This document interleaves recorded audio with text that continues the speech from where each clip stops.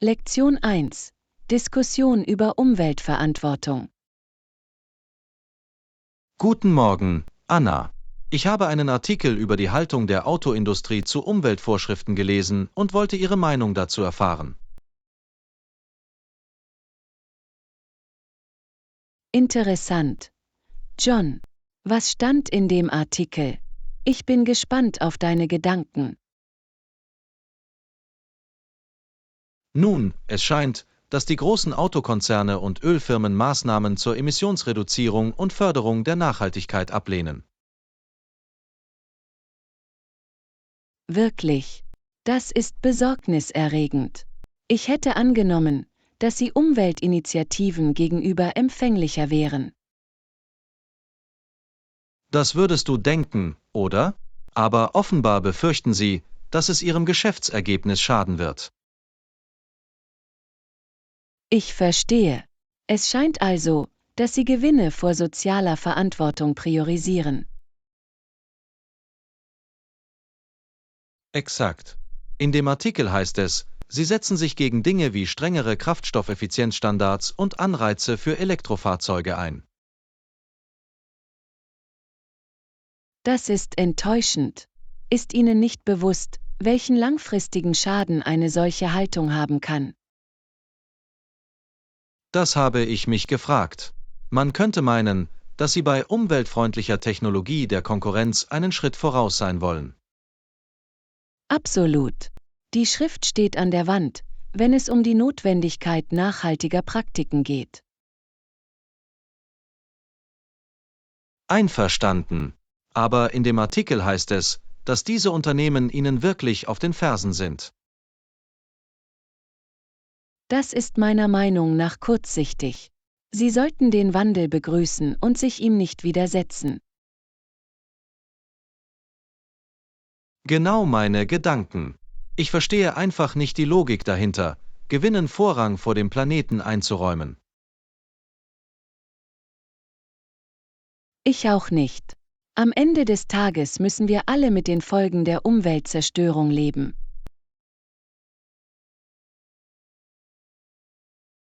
Richtig. Und diese Unternehmen haben die Ressourcen, um Teil der Lösung und nicht des Problems zu sein. Exakt. Ich hoffe, der öffentliche Druck und die Gesetzgebung können Sie dazu bewegen, verantwortungsbewusstere Unternehmensbürger zu werden. Ich auch. Es wird kollektive Anstrengungen erfordern, um echte Veränderungen voranzutreiben, das ist sicher. Lektion 2. Der König der Tiere. Liebe Grüße, Anna. Ich habe über den majestätischen Löwen und seine Dominanz im Tierreich gelesen. Wussten Sie, dass er oft als König der Tiere bezeichnet wird? Ah, ja, ich kenne den königlichen Ruf des Löwen ziemlich gut. Was ist es, das uns an diesen großartigen Kreaturen so fasziniert? Nun, ihre schiere Größe und Macht sind sicherlich ein großer Teil davon. Die beeindruckende Mähne und das Gebrüll des männlichen Löwen verschaffen anderen Tieren Respekt und Ehrfurcht. Absolut. Und sie sind nicht nur physisch imposant, oder? Löwen sind auch für ihre strategischen Jagdfähigkeiten und ihre starken sozialen Bindungen innerhalb ihrer Rudel bekannt. Das ist wahr. Sie sind hochintelligente und anpassungsfähige Tiere, die in verschiedenen Lebensräumen gedeihen können, von den üppigen Savannen bis hin zu den rauen Wüsten. In der Tat. Und ihre Jagdtechniken sind ziemlich faszinierend. Die Art und Weise, wie sie zusammenarbeiten, um Beute zu töten, ist wirklich bemerkenswert. Auf jeden Fall. Ich finde es faszinierend, wie die Löwinnen den Großteil der Jagd machen, während die männlichen Löwen sich darauf konzentrieren, das Rudel zu schützen und ihr Revier zu verteidigen.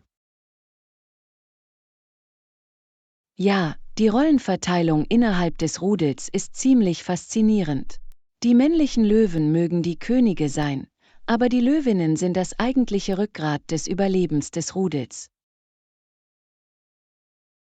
Absolut. Die Herrschaft des Löwen als König der Tiere ist wohlverdient, aber es ist die kollektive Anstrengung des gesamten Stolzes, die es ihnen ermöglicht, in der Wildnis zu gedeihen. Gut gesagt. John, die Geschichte des Löwen ist wirklich fesselnd, und es ist kein Wunder, dass sie seit Jahrhunderten die menschliche Fantasie beflügeln. Ich könnte nicht mehr zustimmen, Anna. Diese majestätischen Kreaturen haben einfach etwas an sich, das uns immer wieder fesselt und inspiriert. Lektion 3. Preise aushandeln. Hey Anna, ich wollte deine Meinung zu Preisverhandlungen hören. Was ist Ihrer Meinung nach der beste Ansatz? Oh, gute Frage. Ich finde, es hängt wirklich von der Situation ab, aber im Allgemeinen versuche ich höflich und vernünftig zu sein. Absolut. Sie möchten nicht zu aggressiv oder anspruchsvoll wirken. Exakt. Normalerweise mache ich zunächst ein Kompliment für den Artikel oder die Dienstleistung und erkundige mich dann vorsichtig nach den Preisen. Ich mag diesen Ansatz. Etwas wie, das klingt wirklich nett, aber ich habe mich gefragt, ob du vielleicht ein bisschen mit mir über den Preis sprechen kannst. Genau. Und wenn Sie mit einer Nummer zurückkommen, sage ich oft, das ist etwas höher, als ich gehofft hatte zu zahlen. Was ist das Niedrigste, was du tun kannst? Toll, das ist ein guter Weg, um das Gespräch am Laufen zu halten. Auf jeden Fall. Und wenn wir uns nicht ganz in der Mitte treffen können, mache ich manchmal einen alternativen Vorschlag. Nun, wie wäre es, wenn wir den Unterschied aufteilen? Oh, das ist eine clevere Taktik. Treffen Sie sie auf halbem Weg, um einen Kompromiss zu finden. Genau. Es geht darum, das Gleichgewicht zwischen Durchsetzungsvermögen und Respekt zu finden. Ganz gewiss. Und wenn alles andere fehlschlägt, kannst du ihnen jederzeit höflich danken und sagen, dass du darüber nachdenken musst. Absolut. Sie müssen nicht konfrontativ werden. Lassen Sie einfach die Tür für zukünftige Verhandlungen offen. Toller Rat.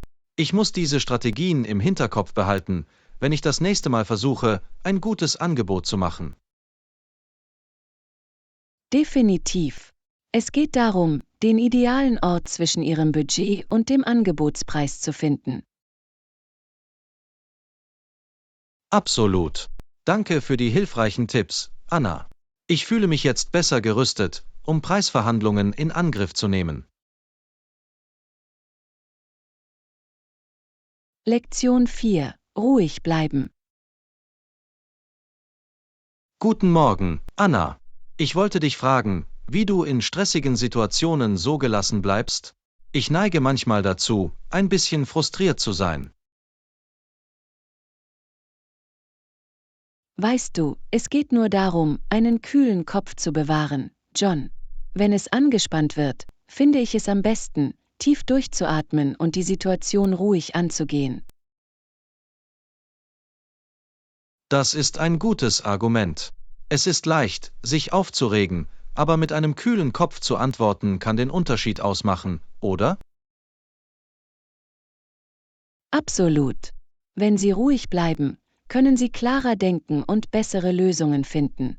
Frustriert zu sein macht die Situation oft nur noch schlimmer.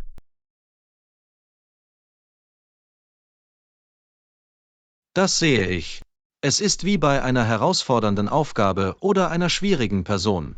Wenn Sie Ihren Emotionen freien Lauf lassen, wird es viel schwieriger, eine Lösung zu finden. Exakt. Und weißt du, es gibt einige praktische Techniken, die du anwenden kannst, um in diesen Momenten zentriert zu bleiben. Dinge wie eine kurze Pause einzulegen, Achtsamkeit zu üben oder einfach nur einen Schritt zurückzutreten und das Gesamtbild zu betrachten. Das ist wirklich aufschlussreich, Anna. Ich muss einige dieser Strategien ausprobieren, wenn ich mich das nächste Mal aufrege. Es ist so wichtig, die Kontrolle über unsere Emotionen zu behalten, nicht wahr? Auf jeden Fall. Wenn wir auf Stresssituationen mit Gelassenheit und Klarheit reagieren können, hilft uns das nicht nur, das jeweilige Problem zu lösen, sondern es ist auch ein positives Beispiel für die Menschen um uns herum. Du bringst ein gutes Argument vor. Gelassenheit zu bewahren, auch angesichts von Widrigkeiten, kann andere dazu inspirieren, dasselbe zu tun. Es ist eine wertvolle Fähigkeit, die es zu kultivieren gilt. Absolut. Und je mehr wir es üben, desto einfacher wird es. Es geht darum, diese mentale Belastbarkeit zu entwickeln und zu lernen, auf dem Boden zu bleiben, egal was das Leben uns vor Augen führt. Nun, ich bin dankbar für den Rat, Anna. Ich werde mich ab jetzt gemeinsam bemühen, in schwierigen Situationen einen kühlen Kopf zu bewahren. Es wird mir gute Dienste leisten, da bin ich mir sicher. Lektion 5. Faires Verhandeln. Hey Anna, kann ich deinen Rat zu etwas bekommen? Ich habe eine knifflige Verhandlung vor mir und ich möchte sicher gehen, dass ich sie richtig handhabe. Absolut. Ich leihe gerne ein offenes Ohr. Worüber möchten Sie verhandeln und was ist Ihr Hauptanliegen? Nun, es ist ein Geschäft, und ich möchte sicherstellen, dass beide Parteien faire und angemessene Rechte haben. Ich will nicht, dass es zu einer Schlacht wird, weißt du? Das ist ein großartiger Ansatz, John. Bei Verhandlungen ist es wichtig, den Fokus weiterhin darauf zu legen, ein für beide Seiten vorteilhaftes Ergebnis zu erzielen. Exakt. Ich will nicht einfach versuchen, die Oberhand zu gewinnen. Ich möchte, dass dies ein kollaborativer Prozess ist, bei dem wir beide das Gefühl haben, ein faires Angebot zu bekommen. Das ist klug von dir. Der Versuch, die andere Partei unter Druck zu setzen, ist selten die beste Strategie. Es ist viel besser, nach kreativen Lösungen zu suchen, die den Bedürfnissen beider Seiten gerecht werden. Absolut. Haben Sie Tipps, wie ich dieses Gleichgewicht herstellen und sicherstellen kann, dass wir beide das Gefühl haben, dass die Vereinbarung fair ist? Ein paar Dinge kommen mir in den Sinn. Versuchen Sie zunächst wirklich, die Prioritäten und Bedenken der anderen Partei zu verstehen. Aktives Zuhören trägt wesentlich dazu bei, Gemeinsamkeiten zu finden. Das macht sehr viel Sinn. Ich werde auf jeden Fall sicherstellen, dass ich mir die Zeit nehme, um wirklich zu verstehen, woher sie kommen. Und wenn es dann darum geht, Bedingungen vorzuschlagen, formulieren Sie sie so, dass die gegenseitigen Vorteile hervorgehoben werden. Konzentrieren Sie sich auf das Positive für beide Seiten. Ah, das ist ein gutes Argument. Ich kann mir vorstellen, dass das zu einer stärkeren Dynamik der Zusammenarbeit beitragen würde. Exakt. Und scheuen Sie sich nicht, Alternativen und Kompromisse auszuloten. Das Ziel ist es, eine Lösung zu finden, die für alle funktioniert, nicht nur für eine Seite. Wunderbarer Rat, Anna. Ich fühle mich viel besser darauf vorbereitet, diese Verhandlungen durchdacht und ausgewogen anzugehen. Danke, dass Sie sich die Zeit genommen haben, es mir zu erklären. Ich helfe gerne, John. Verhandlungen können schwierig sein, aber mit der richtigen Einstellung und Herangehensweise können Sie auf jeden Fall eine Einigung erzielen, die beide Parteien zufriedenstellt. Ich weiß das zu schätzen. In Ordnung, ich fühle mich voller Energie und bin bereit, diese Tipps in die Praxis umzusetzen. Wünsche mir Glück. Lektion 6. Träumen nachjagen. Guten Morgen, Anna. Hast du gestern das Segelrennen im Fernsehen gesehen? Guten Morgen, John. Ja, habe ich. Das war ein unglaublicher Abschluss. Ich konnte nicht glauben, dass der Anführer anhielt, um der Menge zuzuwinken. Ich weiß, oder? Es war so ein unerwarteter Schritt. Er hatte einen scheinbar unüberwindbaren Vorsprung, aber dann wurde er einfach langsamer, um die Fans anzuerkennen. Das ist die Sache mit Sport, alles kann passieren. In einem Moment bist du auf dem Weg zum Sieg, und im nächsten kann eine Entscheidung in Sekundenbruchteilen das gesamte Ergebnis verändern. Absolut. Es zeigt nur, dass sie nichts für selbstverständlich halten können, auch wenn sie an der Spitze stehen. Du musst konzentriert bleiben und bis zum Ende durchhalten. Auf jeden Fall. Und ich denke, das ist eine großartige Lektion für das Leben im Allgemeinen.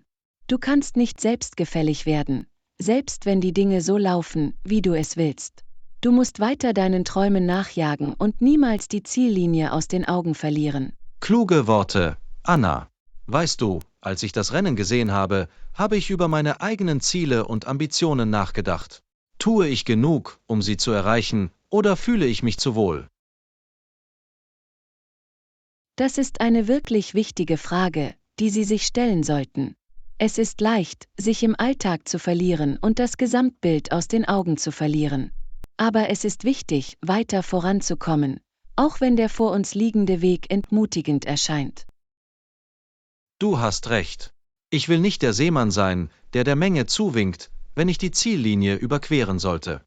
Ich muss konzentriert und entschlossen bleiben, egal welche Hindernisse mir in den Weg kommen. Ich glaube an dich, John. Wenn irgendjemand seine Träume verwirklichen kann, dann du. Denken Sie daran, den Wettbewerbsgeist aufrechtzuerhalten und niemals aus den Augen zu verlieren, was Sie anstreben. Danke, Anna. Danke für die Ermutigung. Es wird eine Menge harter Arbeit erfordern, aber ich bin bereit, alles zu geben. Zeit, wieder ins Rennen zu gehen. Lektion 7. Heimwerken triumphiert. Hey, Anna. Ratet mal was?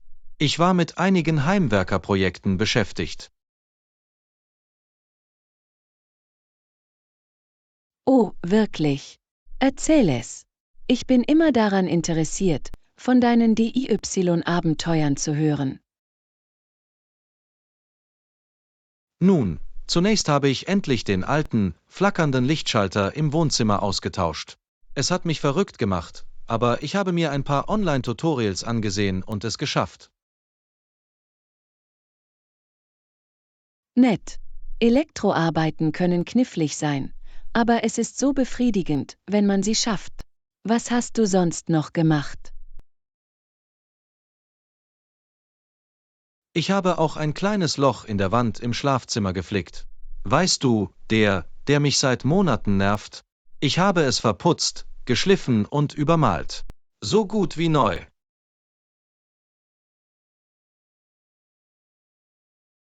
Wow, sieh dich an, Herr Handymann. Ich bin beeindruckt. Diese kleinen Reparaturen zu Hause können wirklich einen großen Unterschied machen, oder? Unbedingt. Es ist erstaunlich, welchen Unterschied ein paar einfache Korrekturen machen können. Der Ort fühlt sich jetzt einfach so viel zusammengebauter an. Ich wette. Es ist immer so befriedigend, diese quälenden kleinen Probleme anzugehen und sie schließlich von der Liste zu streichen. Du musst ziemlich stolz auf dich sein. Darauf kannst du wetten.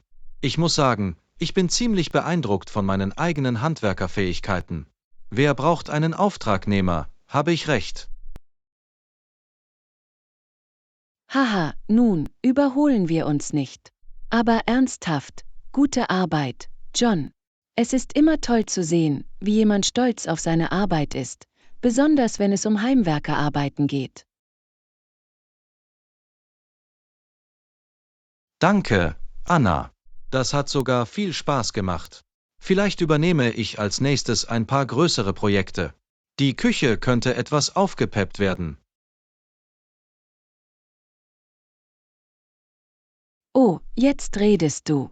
Ich kann es kaum erwarten zu sehen, was du dir einfallen lässt.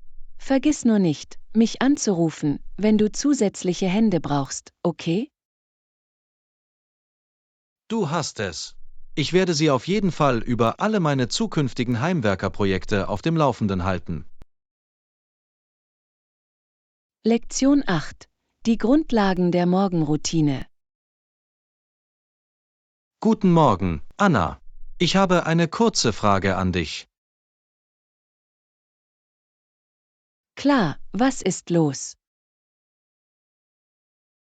Was darfst du auf keinen Fall vergessen, wenn du dich morgens fertig machst? Oh, das ist ganz einfach, Zähneputzen natürlich. Das ist der wichtigste Teil meiner Morgenroutine.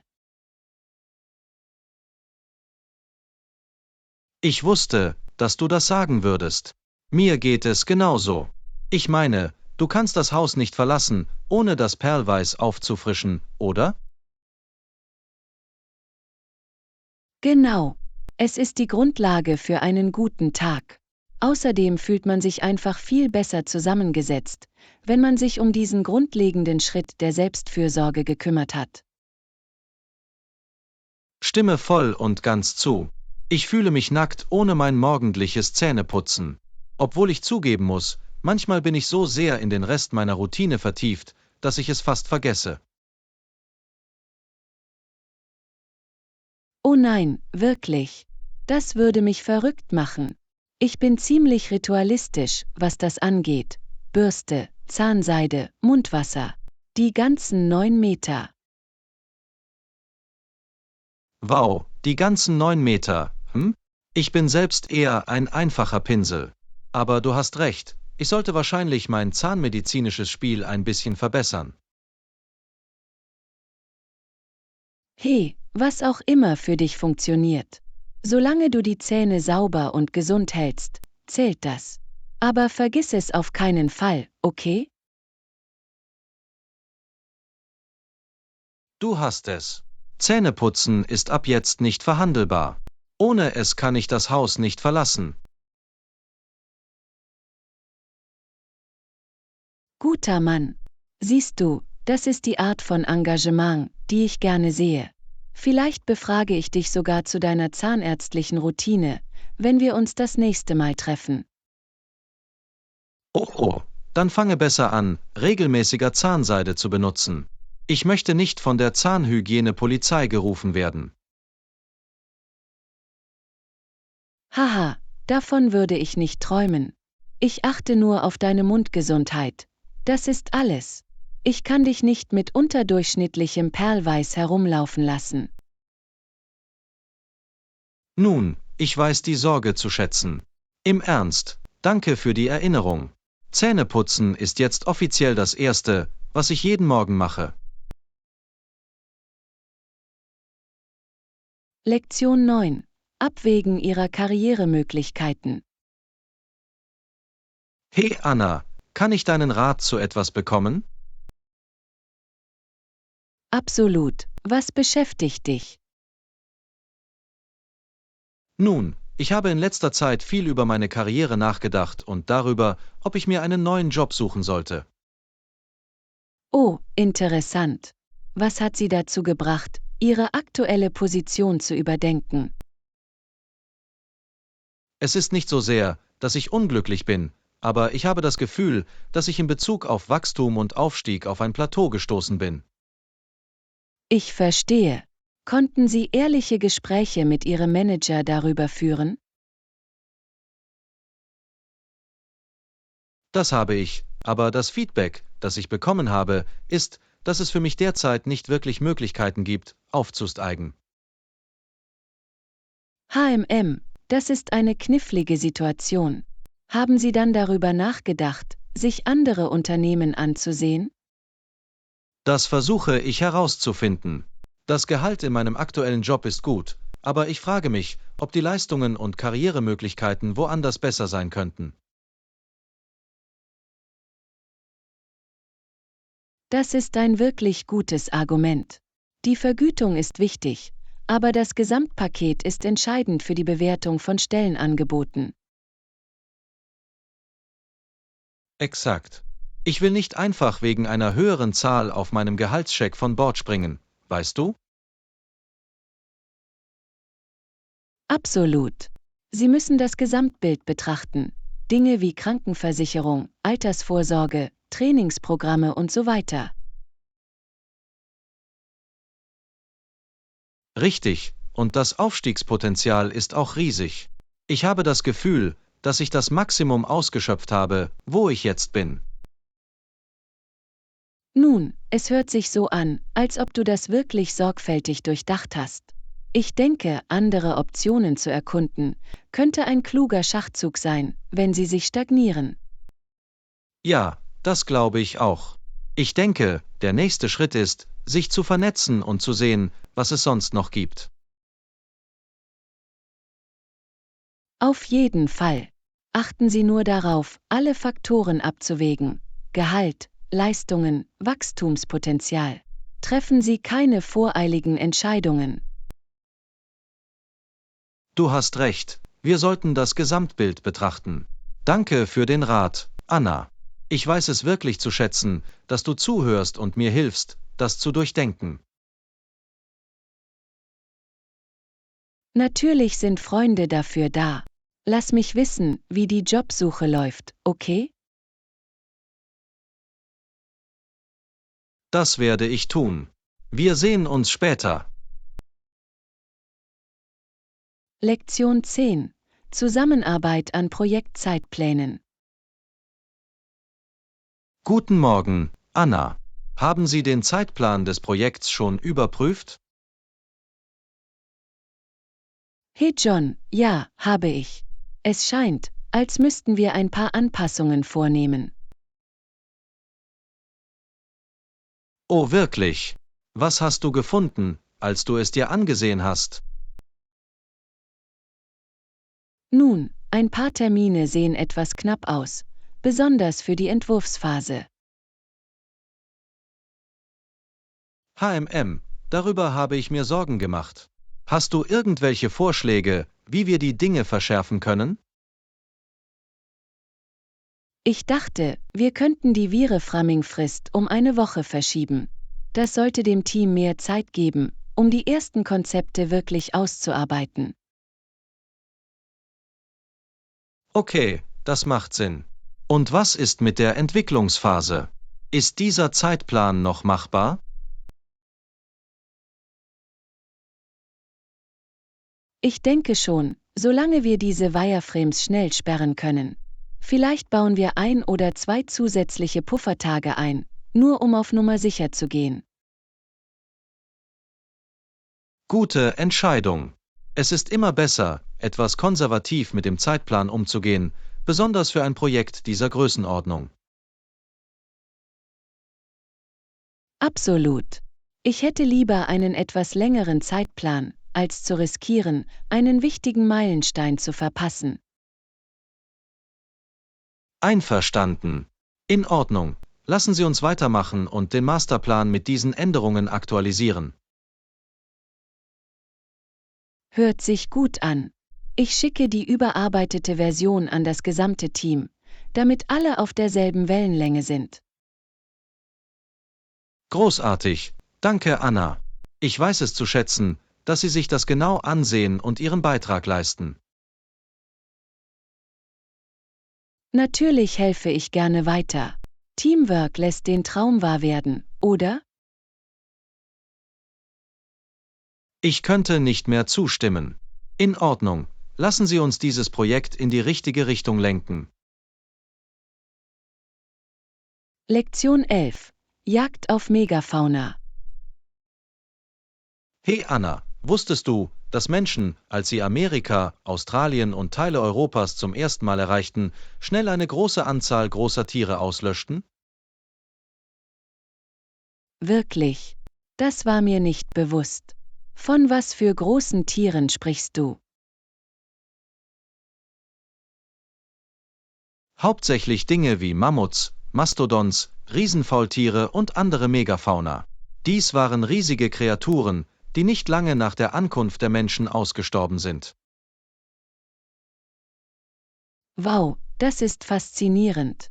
Ich frage mich, warum sie so viele dieser großen Tiere so schnell töten konnten. Es wird angenommen, dass es sich um eine Kombination von Faktoren handelt.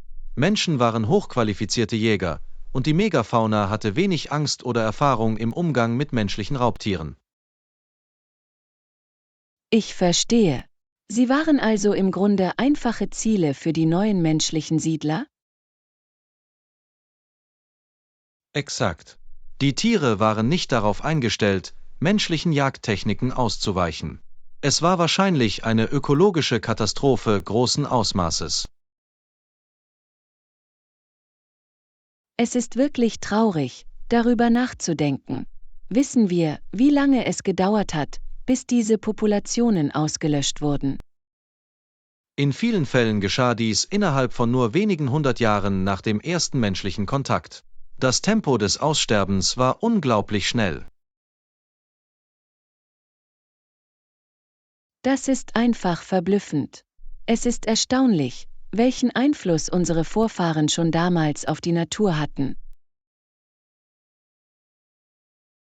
Das ist es wirklich. Da fragt man sich, wie die Welt wohl ausgesehen hätte, wenn diese Megafauna überlebt hätte. Auf jeden Fall. Es ist eine wichtige Lektion in Bezug auf die Fähigkeit des Menschen, ganze Ökosysteme dramatisch umzugestalten, selbst mit relativ primitiver Technologie. Absolut.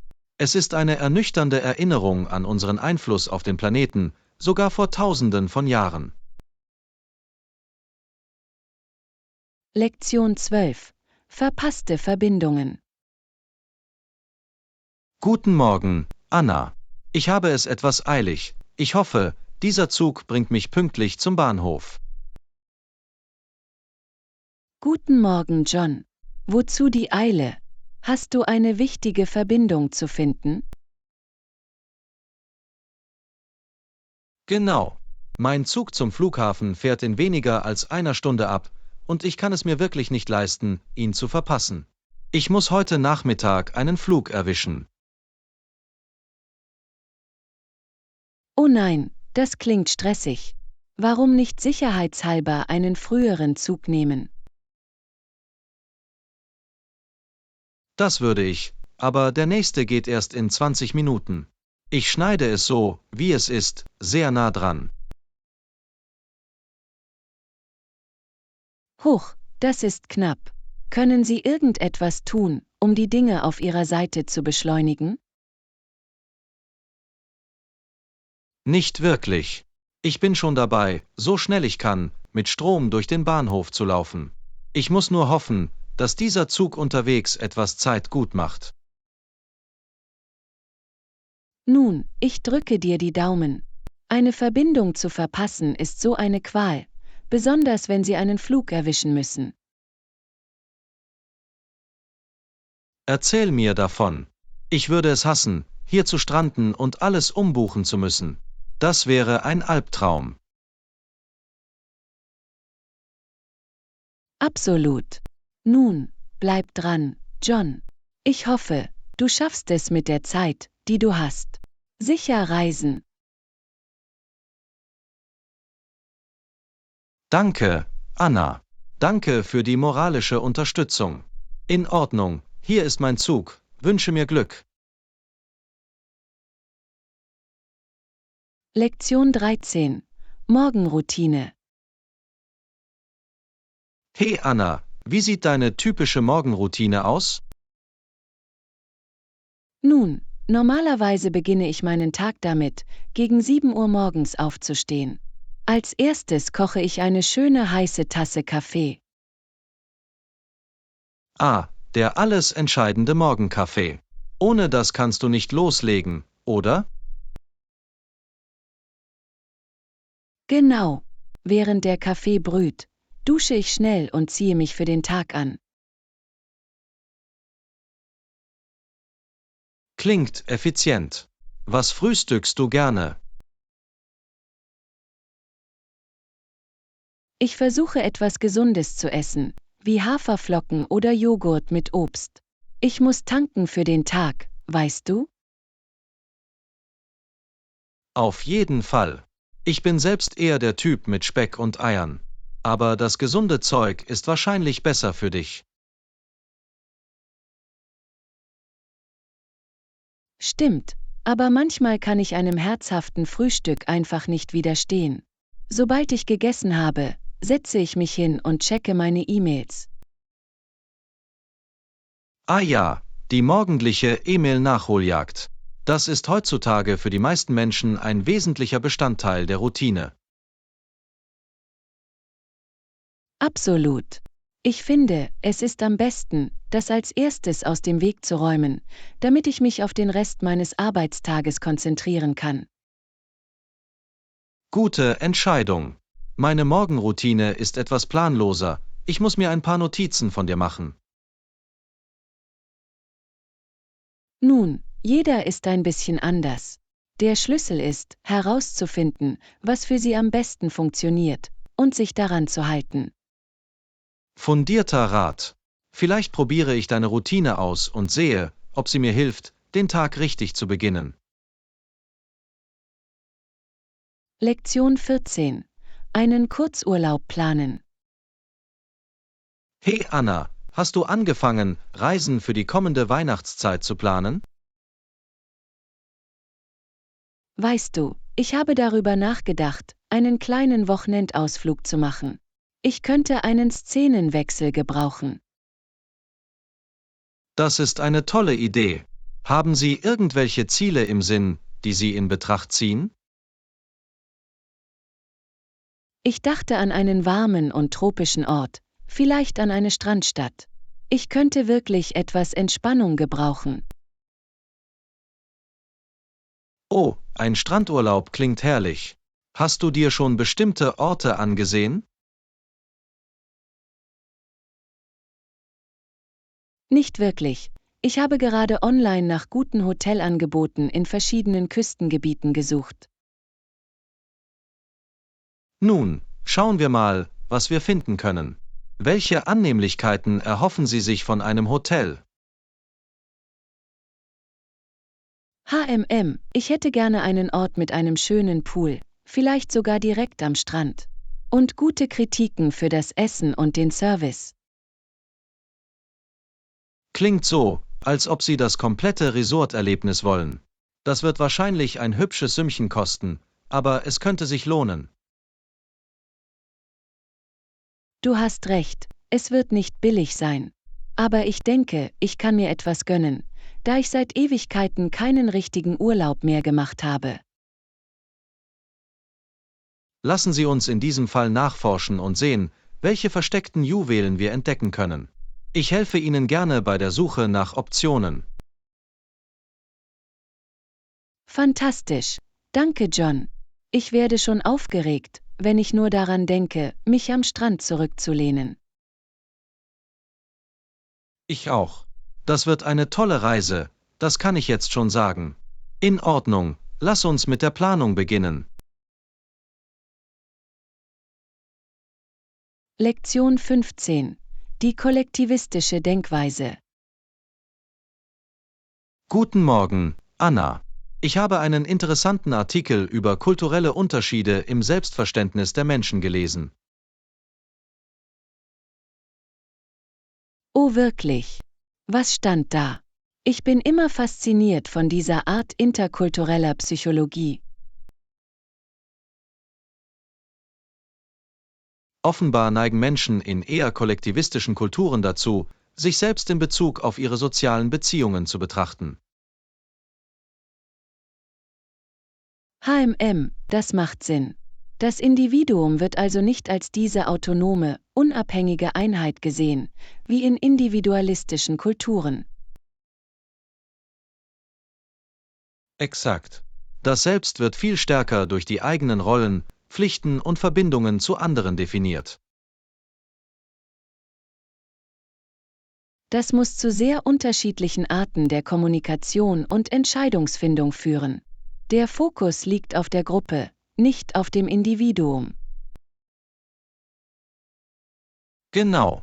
Dinge wie Harmonie, Loyalität und Pflicht gegenüber dem Kollektiv haben Vorrang vor persönlichen Zielen und Selbstdarstellung.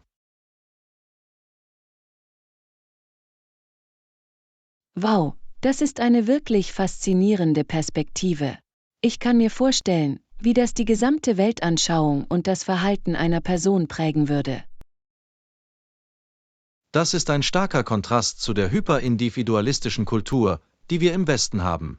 Ich finde es wirklich aufschlussreich, etwas über diese Unterschiede zu erfahren. Ich auch.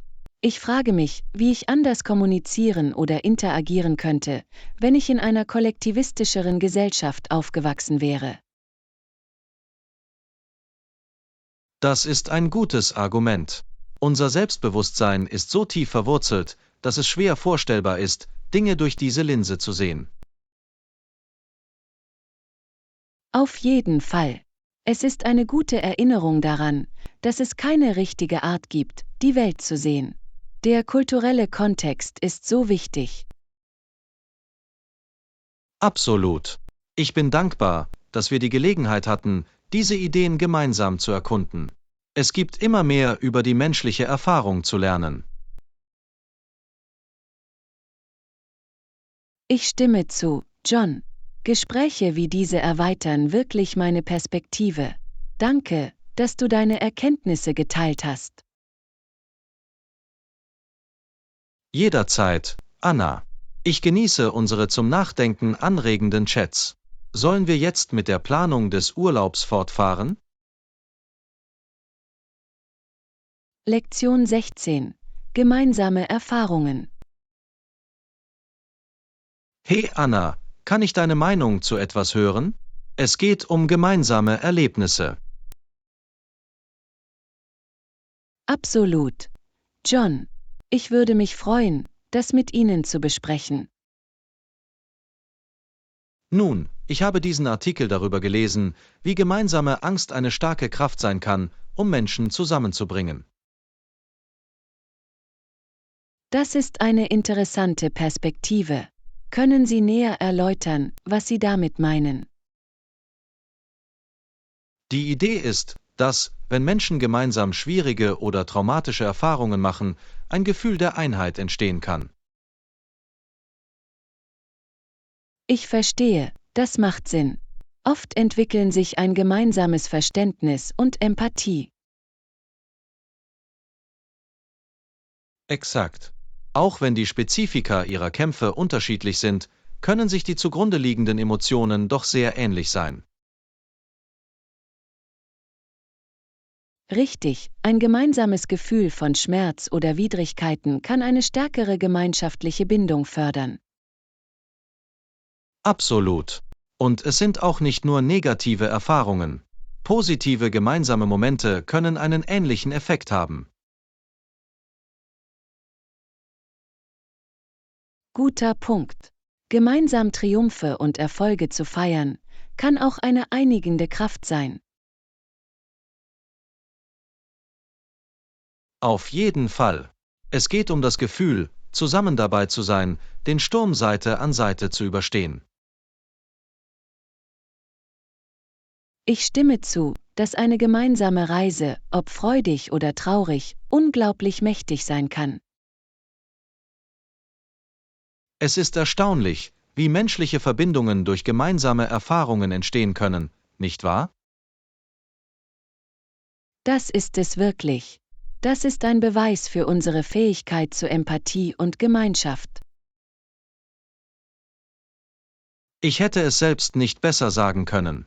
Diese gemeinsamen Anleihen haben etwas Besonderes an sich. Absolut. Es ist ein tiefgreifender Aspekt der menschlichen Erfahrung. Gut gesagt. Es war toll, das mit dir zu besprechen, Anna. Lektion 17. Dekorieren, um sich abzuheben. In Ordnung, Anna, ich habe darüber nachgedacht, mein Haus neu zu dekorieren. Ich möchte, dass es wirklich auffällt. Oh, das klingt aufregend. Was für Unikate hattest du im Sinn? Ich freue mich, Ideen zu brainstormen. Nun, ich hatte gehofft, einzigartige Kunstwerke oder Möbel zu finden, die dem Raum wirklich Charakter verleihen. Ich liebe diese Idee. Haben Sie darüber nachgedacht, lokale Kunsthandwerksmärkte oder Antiquitätenläden zu besuchen? Das ist ein toller Vorschlag. Ich wette, ich könnte dort ein paar echte Juwelen finden. Etwas mit ein bisschen Geschichte und Persönlichkeit. Auf jeden Fall. Einzigartige, handgefertigte Gegenstände können einen großen Unterschied in einem Raum ausmachen. Sie verleihen so viel Wärme und Charakter. Absolut. Ich stelle mir ein abstraktes Gemälde oder eine wirklich interessante Skulptur als Mittelpunkt vor. Oh, das wäre umwerfend. Und Sie könnten den Rest des Raumdesigns um dieses auffällige Stück herum aufbauen. Genau.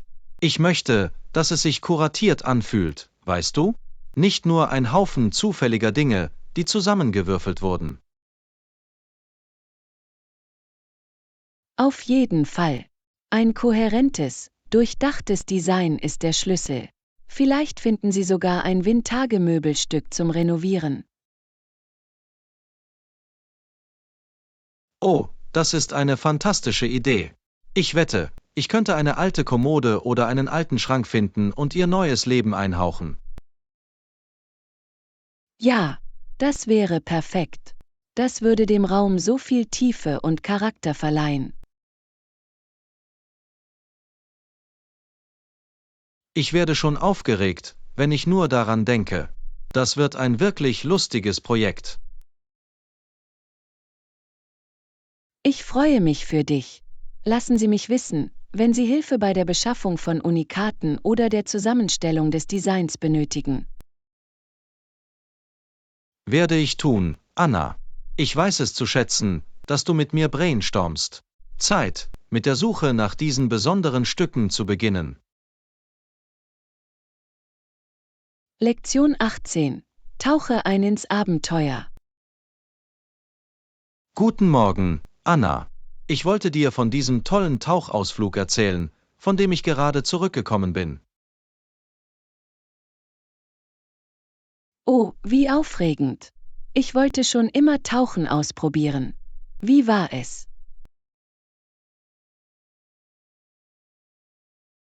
Es war ein absoluter Knaller.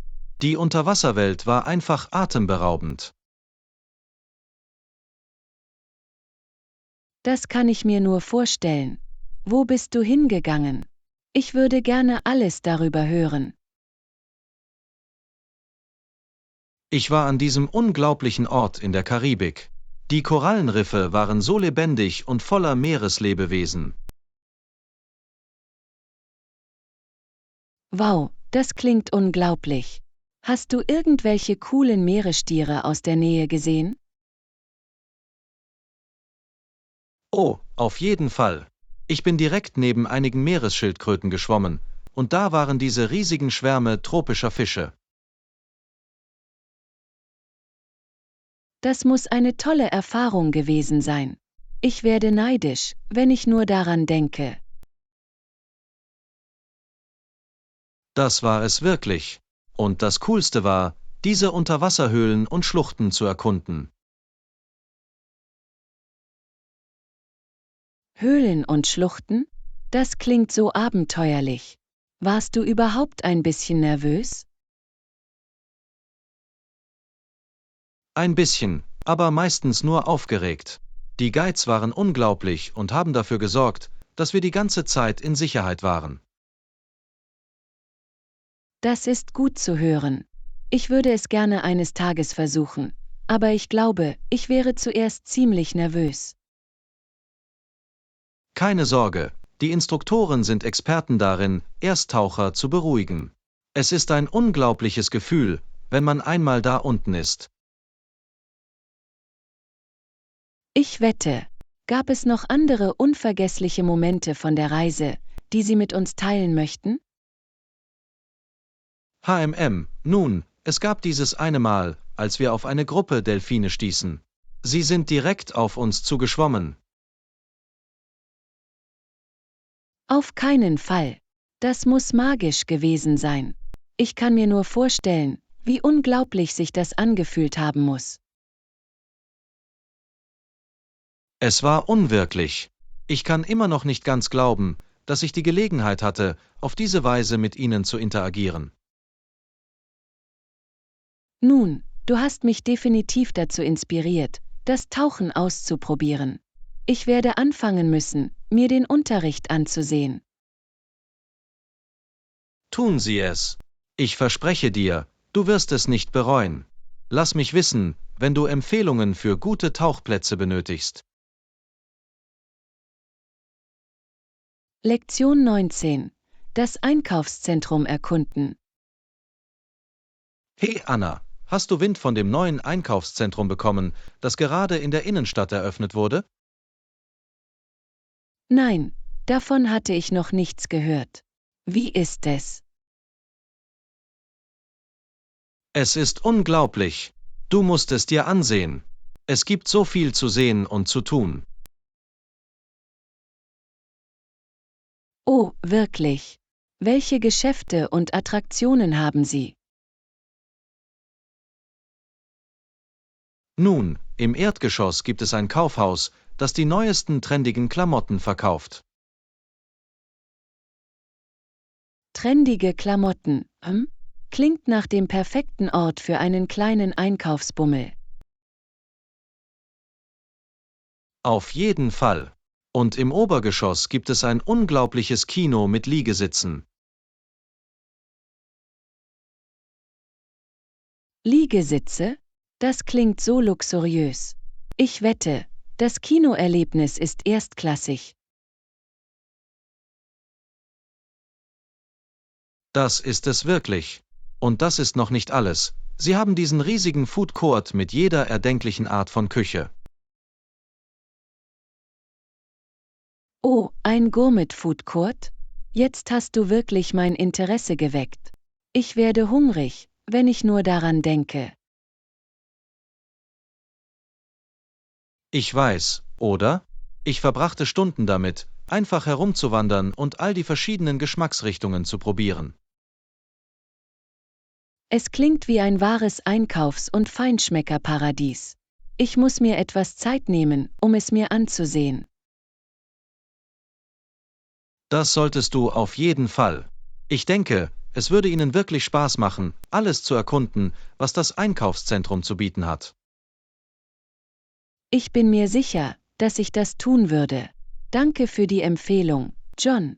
Sieht so aus, als wüsste ich, wo ich meinen nächsten freien Nachmittag verbringe. Jederzeit. Lass es mich wissen, wenn du Gesellschaft bei deinem Abenteuer im Einkaufszentrum brauchst. Lektion 20. Perfektes Picknick. Hey Anna, hast du in letzter Zeit die Prognose überprüft? Heute draußen soll es herrlich werden. Guten Morgen, John. Ja, ich habe gesehen, dass es sonnig und warm werden wird. Perfektes Picknickwetter. Genau das habe ich mir auch gedacht. Hättest du Lust auf ein kleines Outdoor-Abenteuer? Unbedingt. Ich würde gerne ein schönes Picknick einpacken und einen malerischen Ort finden, um es zu genießen. Wunderbar. Ich hatte gehofft, du würdest das sagen.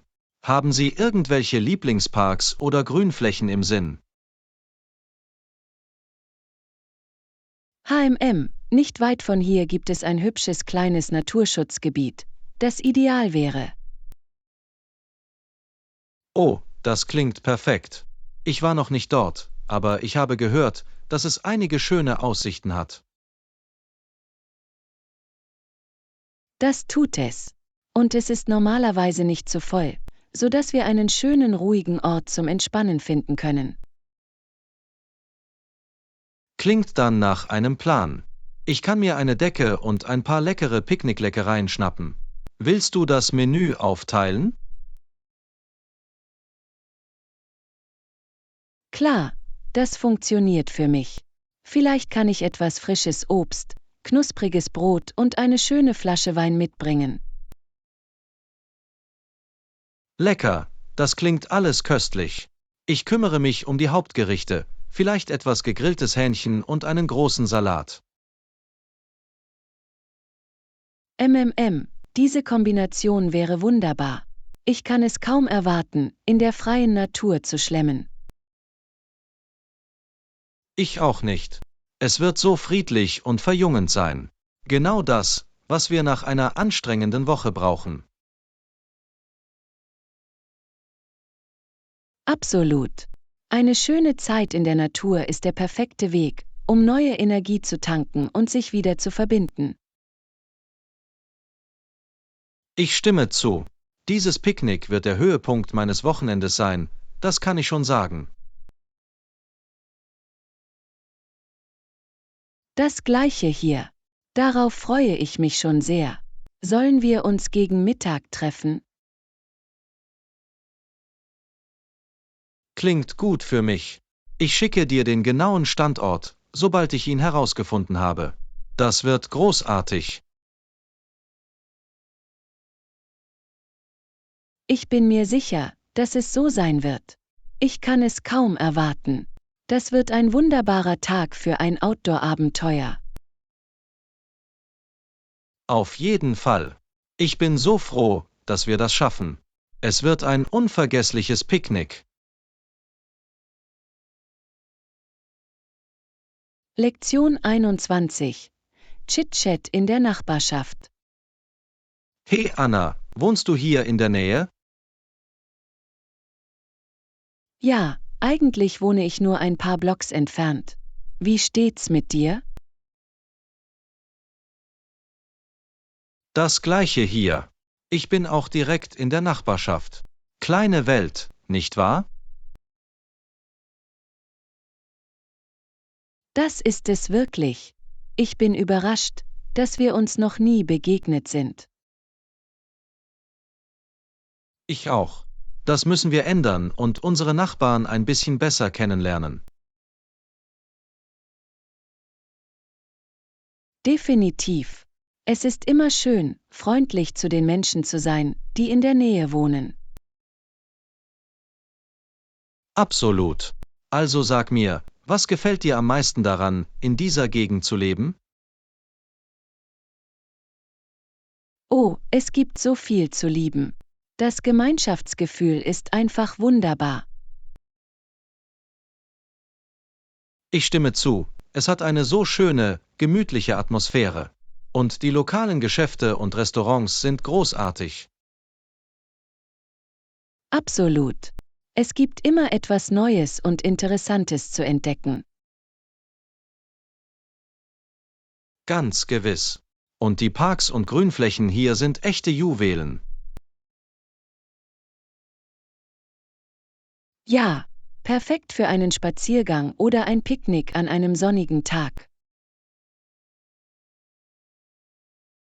Exakt. Es ist die ideale Gegend, wenn du mich fragst.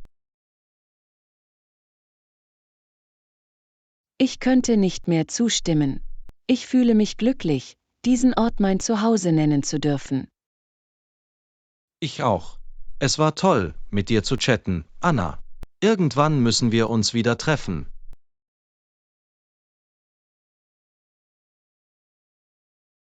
Definitiv. Das fände ich toll. Wir können mehr Empfehlungen aus der Nachbarschaft austauschen. Klingt nach einem Plan. Ich melde mich bald bei dir. Lektion 22. Strategien zum Stressabbau.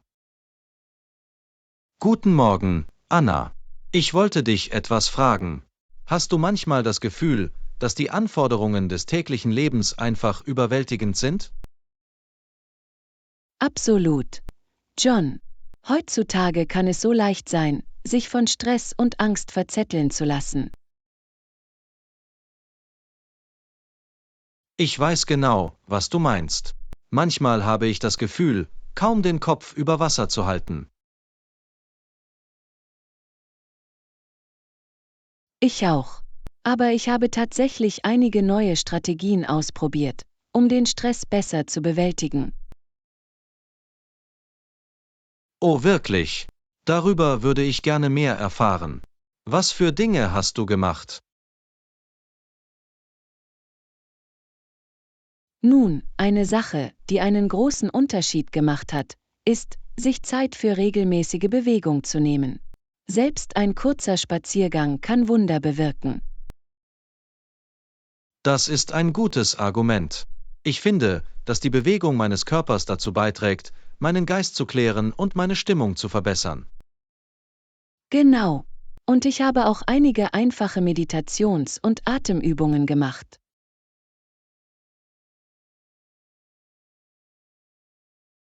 Oh, das ist gut.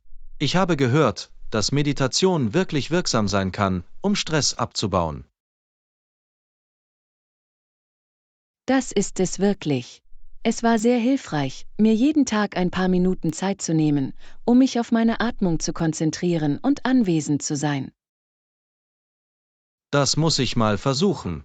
Gibt es noch andere Tipps, die Sie empfehlen würden, um effektiver mit Stress umzugehen? Lass mich nachdenken. Oh, und dafür zu sorgen, dass ich genug Schlaf bekomme, war entscheidend. Gut ausgeruht zu sein macht einen großen Unterschied. Ah ja, das ist so wahr. Wenn ich leer auslaufe, können sich selbst kleine Dinge überwältigend anfühlen. Exakt. Und vergessen Sie nicht, wie wichtig es ist, sich ausgewogen und gesund zu ernähren. Guter Punkt. Wenn ich meinen Körper mit nahrhaften Lebensmitteln versorge, fühle ich mich definitiv energiegeladener. Absolut. Und scheuen Sie sich nicht, Freunde und Angehörige um Unterstützung zu bitten, wenn Sie sie benötigen. Das ist eine großartige Erinnerung. Ein starkes Unterstützungssystem kann einen großen Unterschied machen. Auf jeden Fall. Es ist so einfach, es alleine durchzustehen, aber Verbindung ist so wichtig. Damit hast du recht. Ich fühle mich schon konzentrierter und besser gerüstet, um mit stressigen Situationen umzugehen.